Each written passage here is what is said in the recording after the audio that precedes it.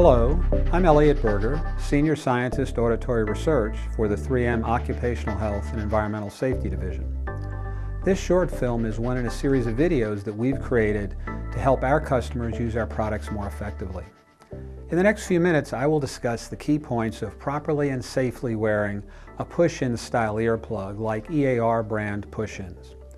Although earplugs are relatively easy to use, if you pay attention to these tips, you will likely get better and more consistent levels of protection. Proper insertion of an earplug may seem obvious. Just stick it in your ear. However, for many of us, the bends and shape changes in an ear canal may make it difficult to fit the plug well. So the key when you are first learning how to fit earplugs or working with a new style of earplug is to reach over your head with the hand opposite the ear that is being fitted and grasp the ear firmly and pull it outwards and upwards. The reason that we do this, as shown here, is that pulling the ear changes the shape of the ear canal. Note how this enlarges my ear canal and straightens it as well, making it easier to get the plug inserted correctly. By the way, I want you to reach over your head to pull on your ear so that you can insert the plug with the same hand as the ear that is being fitted, as this will improve your control of the earplug insertion.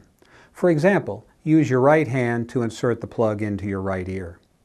For different people, the direction of the pull will vary somewhat, but in all cases, you will begin by firmly grasping the ear between the thumb and forefinger and pulling it away from the side of your head. If you feel resistance as you begin to insert the earplug, then pull the ear in different directions, and you may find that one of those directions works best and suddenly the ear canal opens up and allows the plug to slide in easily. Also, you will find it easier to fit the plug if you twist the stem during insertion. Since the push-ins earplugs are one-size products, no sizing is necessary. However, they fit differently in ear canals of different sizes. You may also find that one style or other fits better and is more comfortable. Here are some examples of well-fit earplugs. Note that most of the plug needs to be inside the canal, not just in the outer ear. Especially for the push-ins, the foam tip will be almost entirely lost from view in most ears. For the grip rings version, the trailing edge of the foam cone should be near the entrance of the ear canal. Unlike traditional foam earplugs that have no stems and must be rolled down prior to insertion, these plugs do not need to be initially compressed.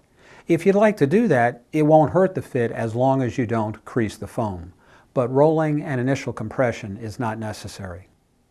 There are two easy tests to check the fit of your earplugs and let you know if refitting is needed. The first is to listen to your own voice. Say the words boom, beat, and pay attention to the sound of your voice.